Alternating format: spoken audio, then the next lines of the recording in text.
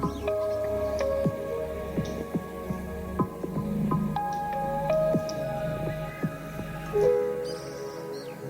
guys, I am Rajesh Verma. Welcome back to our YouTube channel. Guys, आज हम तशदीद से बढ़ने वाला एक नया लफ्ज को पढ़ना सीखेंगे। आज का हमारा लफ्ज है बुद्धू। आइए गाइस, अब हम इस लफ्ज को तशदीद की मदद से दुरुस्त हिस्सों में तोड़कर पढ़ना और इसकी हिज्जे करना सीखेंगे। यहाँ पर 3 हर्फ दिए गए हैं।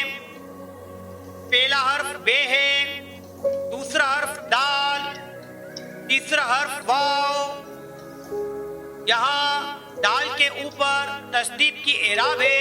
तशदीद के कायदे के मुताबिक तशदीद जिस भी हर्फ के ऊपर आता है वो अपने से पहले आए हुए हर्फ यानी बे के साथ जुड़कर पढ़ा जाता है। इसी तरह से दाल अपने बाद आए हुए हर्फ यानी वाव के साथ जुड़कर पढ़ा जाएगा। हम जब भी कोई तशदीद वाला लफ्ज लिखते हैं तो दाल को एक बार लिखेंगे और इसके ऊपर तशदीद की एराब लगाएंगे। लेकिन जब भी हम इस लफ्ज की हिज्जे करेंगे तो दाल को 2 बार पढ़ा जाएगा। आइए गाइस, अब हम इन तीनों हुर्फों को एराब यानी ज़बर, ज़ेर और पेश की मदद से आपस में जोड़कर पढ़ना सीखेंगे। हमने हरूफ को 2 जोड़ियों में तकसीम कर दिया है। पहले हर्फ की जोड़ी में 2 हर्फ है। पहला हर्फ बे है, दूसरा हर्फ दाल।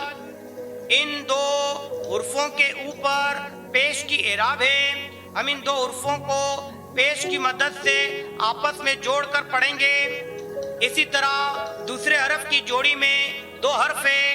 पहला हर्फ दाल है, दूसरा हर्फ वाव। इन 2 हुर्फों के ऊपर पेश की एराब है। हम इन 2 हुर्फों को पेश की मदद से आपस में जोड़कर पढ़ेंगे। पहले हर्फ की जोड़ी में जो आवाज निकलेगी वो है बे, दाल, पेश, बुद्ध। दूसरे हर्फ की जोड़ी में जो आवाज निकलेगी वो है दाल, वाव, पेश, दू। इस तरह लफ्ज बना बे, दाल, पेश, बुद्ध, दाल, वाव, पेश, दू, बुद्धू। गाइस, अगर आपको हमारी ये वीडियो पसंद आई है तो इसको लाइक करें, शेयर करें और इस चैनल को सब्सक्राइब करना ना भूलें। फिर मिलेंगे अगली वीडियो में। Thanks for watching.